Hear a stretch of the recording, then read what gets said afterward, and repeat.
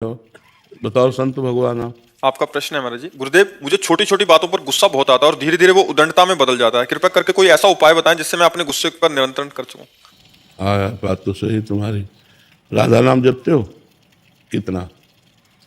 तो अब तो माला है तो सिर्फ 4-5 हज़ार ही हो पाता है।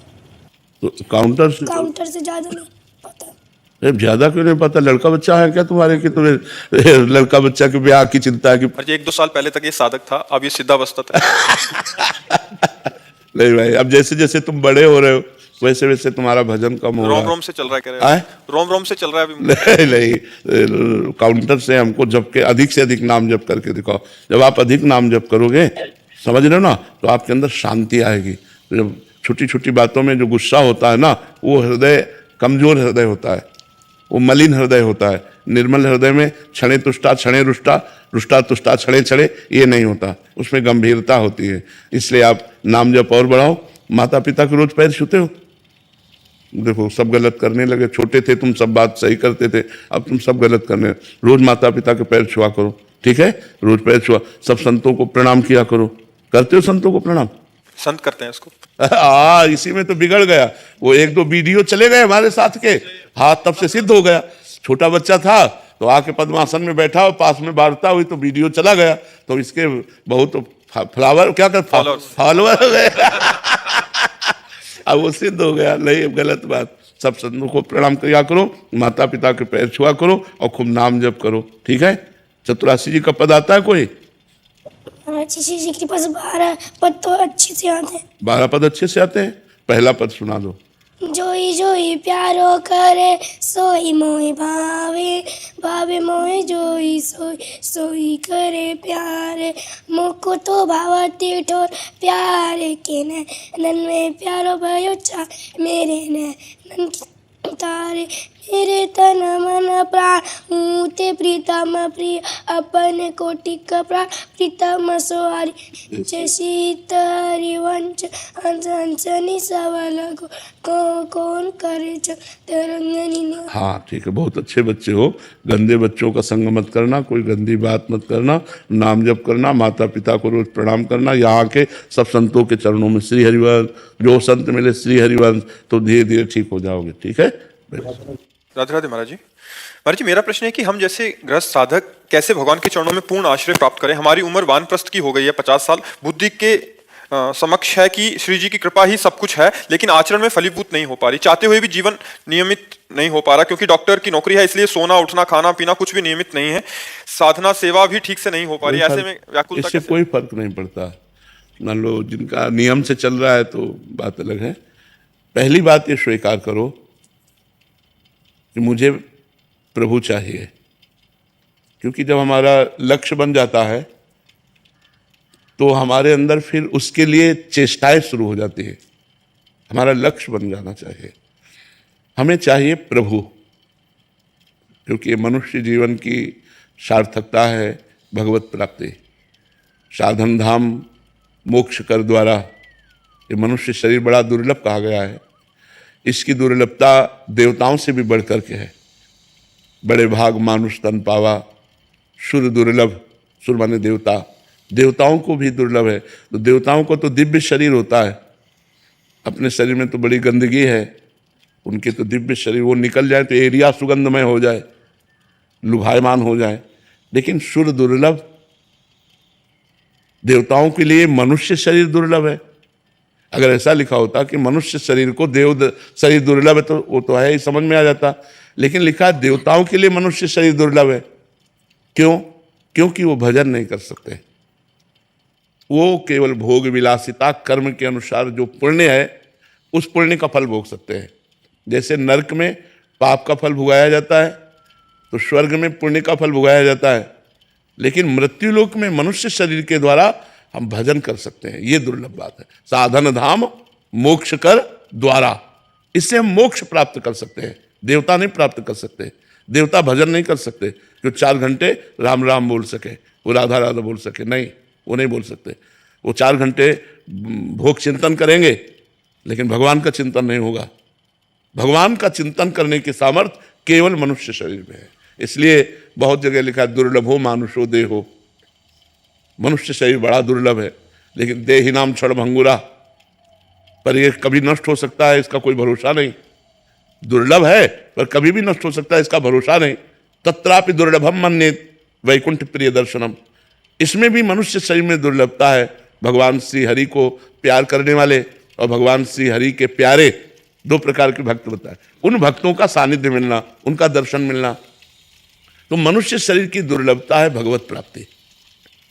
अगर हम केवल अपने परिवार का पोषण करते हैं, रुपया पैसा कमाते हैं, खूब खाते पीते मौज मस्ती से जी रहे हैं और भजन नहीं कर रहे, तो मनुष्य शरीर की दुर्लभता का हम अपमान कर रहे हैं।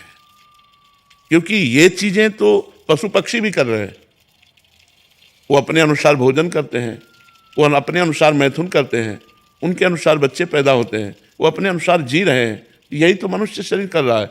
अगर केवल इतना ही कर रहा है तो पशु पक्षी और हम में कोई अंतर नहीं रहा। मनुष्य शरीर की दुर्लभता भगवान के भजन की है। तो हमारा पहला गोल लक्ष्य, मुझे भगवत प्राप्ति करनी है, ये अंदर आना चाहिए। क्या ये अंदर आया है? क्या अंदर ये बात है? आप बताइए कि मुझे भगवत प्राप्ति करनी है। क्या इसके लिए जलन होती है? हाँ, कि मेरे अभी जो कर्म है वो भगवत प्राप्ति के योग्य नहीं है, पर मुझे भगवत प्राप्ति करनी है। अब वही आपको साधु समागम में लाई बात, वो बात ही तो आपको यहां लाई है।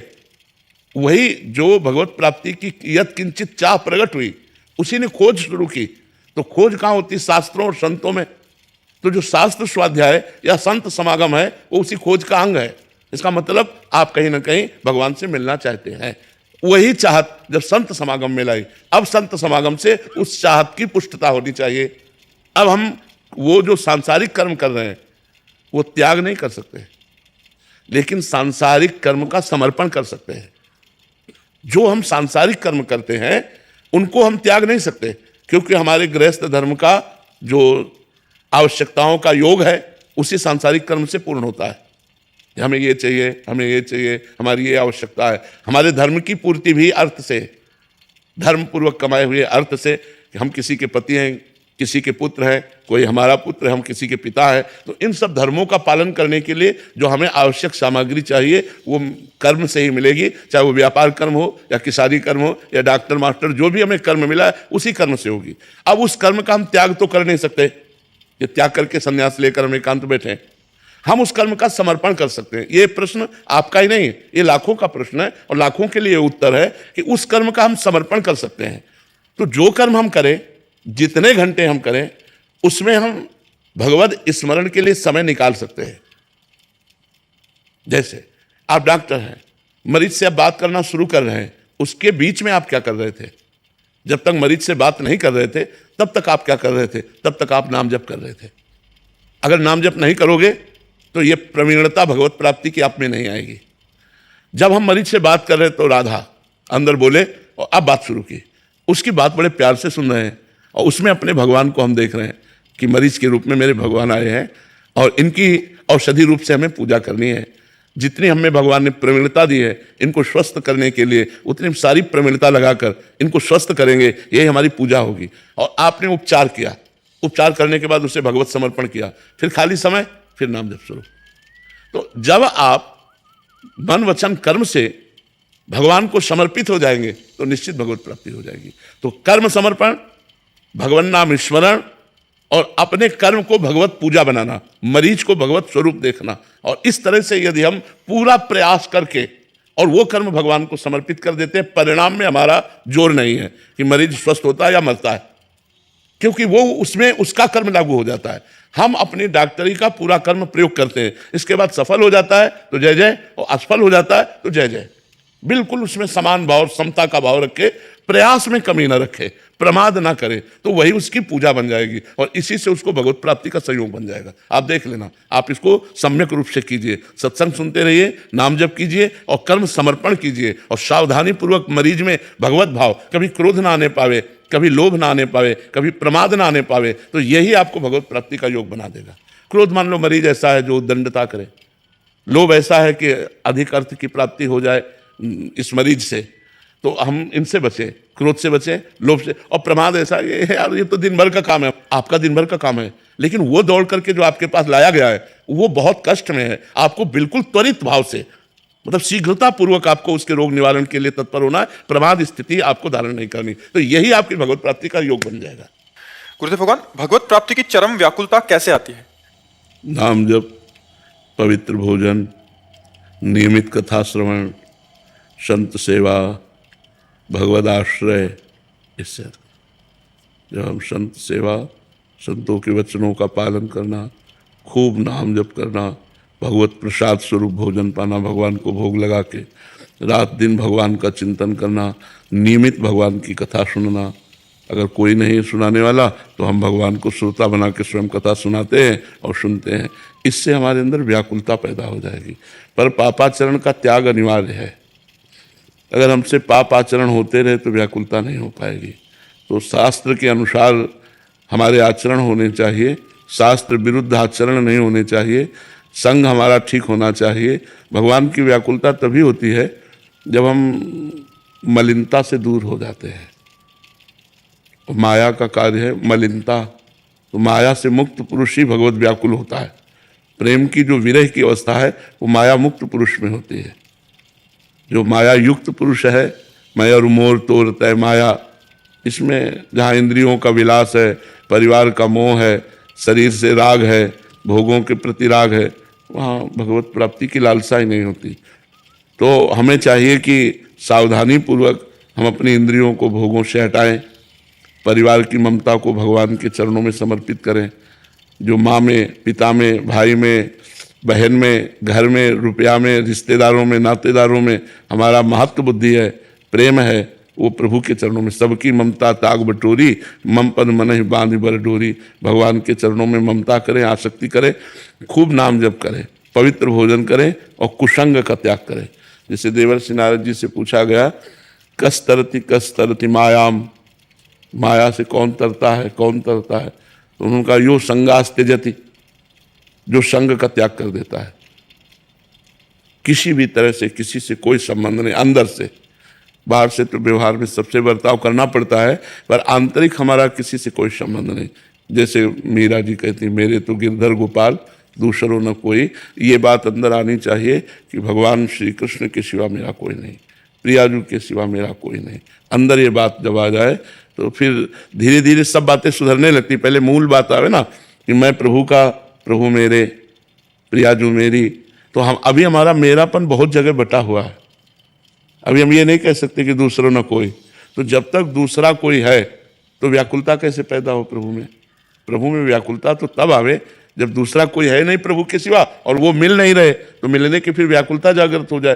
तो हम धीरे धीरे शास्त्र स्वाध्याय, संत समागम के द्वारा जो हमारा पवित्र विवेक है उसके द्वारा हम अपने परिवार का राग भगवान के चरणों में समर्पित करें, अपने शरीर का राग भगवान के चरणों में समर्पित करें, भोगों का राग भगवान के चरणों में समर्पित करें, खूब नाम जप करें, लीला गायन करें। तो कसरति मायाम बोले जो संगास त्यजति, जो सब संगों का त्याग कर देता है। सब संगों में भागवत संगों की बात नहीं कही गई।